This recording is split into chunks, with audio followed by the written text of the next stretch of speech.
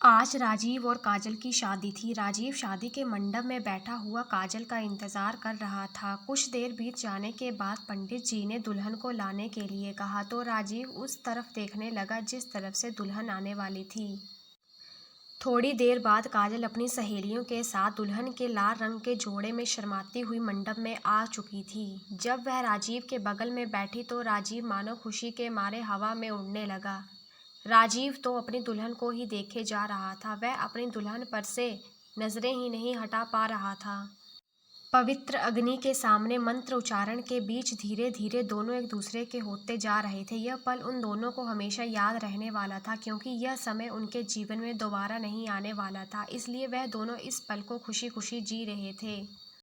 देखते ही देखते उन दोनों की शादी संपन्न हो गई और काजल विदा होकर अपने ससुराल चली गई। काजल के ससुराल में भरा पूरा संयुक्त परिवार था। काजल की सास एक एक सदस्य से बहू का परिचय करा रही थी और काजल अपने से बड़ों के पैर छू रही थी। लेकिन फिर भी थकावट के बीच बच्चों की टोली की चुहलबाजी से उसका मन लगा हुआ था और बीच बीच में ननद और भाभियों की हंसी ठिठोली उसके मन को गुदगुदा जाती। काजल की परेशानी और थकावट को देखते हुए उसकी सास ने काजल को थोड़ी देर के लिए कमरे में आराम करने के लिए भेज दिया था। काजल अपनी कमर सीधी करते हुए सोच रही थी कि कितना प्यारा परिवार है, जहां नई दुल्हन की परेशानी को भी उसकी सास ने कितनी बखूबी समझकर उसे आराम करने के लिए भेज दिया। दूसरी तरफ राजीव के मन में पहली रात को लेकर बहुत रोमांच था। सुहागरात की खुशी में वह 2 दिनों से अच्छी तरह सो भी नहीं पाया था और आज उसकी आंखों में मिलन की अजब सी चमक थी। फूलों की खुशबू और रंग बिरंगे रोशनी में पूरा घर नहाया हुआ था और राजीव का मन एक अलग सी उड़ान भरने को आतुर था। जैसे जैसे रात गहराने लगी थी वैसे वैसे राजीव की बेचैनी बढ़ती जा रही थी कि पता नहीं वह अपनी दुल्हन के पास कमरे में कब जा पाएगा। तभी उसकी बड़ी भाभी नेहा ने उसे इशारे से बुलाया तो उसके मन के सोए हुए अरमान फिर से जागने लगे।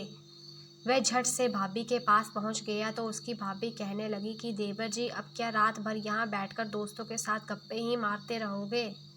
जाइए, अपने कमरे में जाइए, देवरानी जी इंतजार कर रही होंगी। राजीव मुस्कुराते हुए आगे बढ़ने लगा तो नेहा ने उसे रोकते हुए कहा, अरे इतनी भी क्या जल्दी है? मेरा नेक कहाँ है? आप मेरे लिए कोई उपहार नहीं लाए हैं? राजीव सर खुजाते हुए बोला, भाभी उपहार की बात कल सुबह नहीं कर सकते हम? अभी मुझे कमरे में जाने दो ना, मुझे बहुत थकान हो रही है। नेहा शरारत से बोली, मुझे सब पता है कि आपको कैसी थकान हो रही है। सीधे सीधे मेरा गिफ्ट निकाल कर मेरी हथेली पर रख दीजिए, फिर जाइए आप अपने कमरे में, आपको कौन रोकेगा? राजीव ने मुस्कुराते हुए पूछा, क्या चाहिए आपको? नेहा बोली कि गिफ्ट मांग कर थोड़ी ना लूँगी, वह तो दिल से दिया जाता है। राजीव मुंह बनाते हुए बोला, और अगर दिल ना करे तो? नेहा नकली गुस्से से आंखें बड़ी करती हुई बोली, यह क्या बात हुई भला? ये तो बस बहाने हैं आपके। राजीव ने धीरे से कहा कि अरे भाभी, मैं गिफ्ट लाना भूल गया हूँ, अब क्या करूँ? नेहा मुस्कुराते हुए बोली, और जब सब मुझसे पूछेंगे कि देवर ने क्या शगुन दिया तो मैं सबको क्या जवाब दूंगी? उपहार तो आपको देना ही पड़ेगा। राजीव ने मुस्कुराते हुए कोट की जेब से एक छोटा सा डिब्बा निकालकर भाभी की हथेली पर धर दिया। नेहा मुस्कुराते हुए बोली, अच्छा जी, तो आप गिफ्ट लेकर आए थे, फिर भी इतनी देर से मुझसे मजाक कर रहे थे? राजीव हंसते हुए बोला, अरे मेरी प्यारी भाभी, मजाक करना तो मेरा हक बनता है ना। नेहा आधा से मुस्कुराते हुए बोली, देख लीजिएगा देवर जी, कहीं यह मजाक आपको ही भारी न पड़ जाए। ऐसा कहकर वह खिलखिलाती हुई वहां से चली गई और राजीव मुस्कुराता हुआ अपने कमरे की तरफ बढ़ने लगा।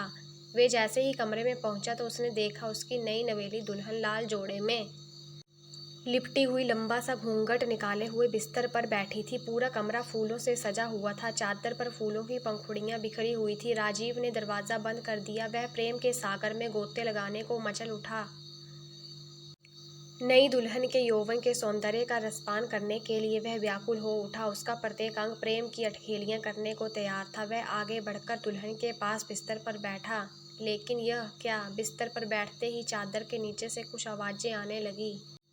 उसे अजीब सा अनुभव हुआ। वह झटके से उठ खड़ा हुआ और उसने चादर हटाकर देखा तो पूरे बिस्तर पर पापड़ बिछे हुए थे। यह सब देखकर राजीव हैरान रह गया और जोर से चिल्लाकर बोला, यह किसकी शरारत है? राजीव का झुंझलाहट भरा स्वर सुनकर कमरे के बाहर से हंसी की आवाजें आने लगी। राजीव ने नाराज होकर दरवाजा खोला तो घर के बाहर परिवार के बहुत से सदस्य खड़े होकर मुंह दबाकर हंस रहे थे। राजीव गुस्से में कुछ कहने को हुआ, तभी वहां से सभी लोग सर पर हाथ रखकर भाग खड़े हुए।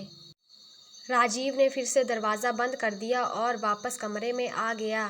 फिर उसने अपनी पत्नी से कहा, सुनो जरा, तुम नीचे उतरो, मैं यह सब ठीक कर देता हूँ। उसकी दुल्हन चुपचाप घूंघट लिए उसके बिस्तर के एक किनारे खड़ी हो गई। राजीव ने मन ही मन उन शरारत करने वालों को कोसते हुए सारे पापड़ हटाकर पूरे बिस्तर की सफाई की और कबर्ड से एक साफ सुथरी चादर बिछाने के बाद उसने अपनी पत्नी से कहा, आओ बैठो ना, यह मेरे घरवाले भी ना बहुत शरारती हैं।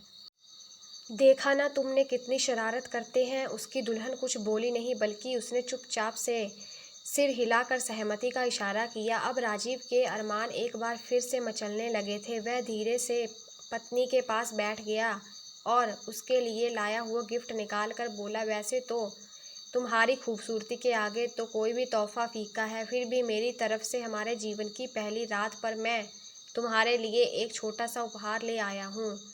आज से हमारे जीवन की एक नई शुरुआत होगी और मैं बहुत खुशनसीब हूँ जो मुझे इस सफ़र में इतनी खूबसूरत जीवन संगिनी मिली। राजीव के दिल की धड़कनें बेकाबू हो चली थी। उसने हाथ आगे बढ़ाकर अपनी दुल्हन का घूंघट उठाना चाहा तो दुल्हन ने अपना चेहरा थोड़ा पीछे कर लिया।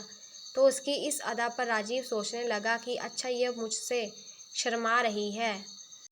वह मुस्कुरा उठा और उसने फिर से घूंघट उठाने की कोशिश की। 2-3 प्रयासों के बाद राजीव ने आखिरकार अपनी नई नवेली दुल्हन का घूंघट उठा ही दिया। लेकिन यह क्या, दुल्हन का चेहरा देखते ही वह चौंक कर उठ खड़ा हुआ और दुल्हन के जोड़े में उसके जीजा जी हंसते हुए उठ खड़े हुए।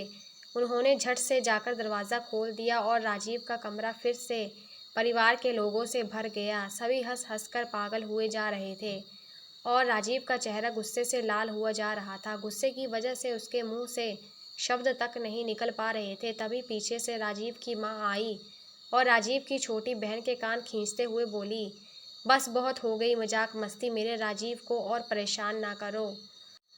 वहाँ नई दुल्हन भी थकी हुई होगी, अब इन दोनों को थोड़ा आराम करने दो। राजीव की माँ का यह सब कहते ही सबका हंसना खिलखिलाना बंद हो गया और राजीव की भाभी कहने लगी, अरे देवर जी, आप नाराज़ मत होइए, हम अभी आपकी दुल्हन को लेकर आते हैं। इतना कहकर सब धीरे धीरे एक एक करके कमरे से बाहर चले गए। थोड़ी देर में राजीव की भाभी काजल को कमरे में लेकर आ गई।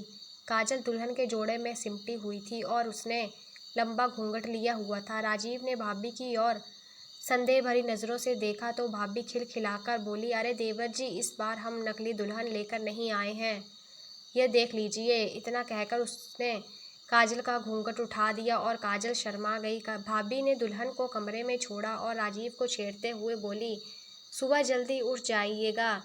फिर वह हंसती हुई बाहर चली गई। राजीव ने उठकर दरवाज़ा बंद कर दिया।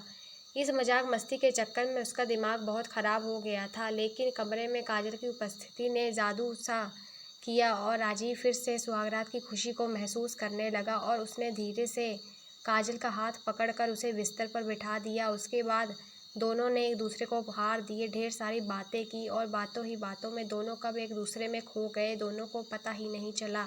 राजीव और काजल के लिए यह एक यादगार रात बन चुकी थी, जिस रात में उन्होंने सुहागरात के बहुत ही मज़े लिए थे।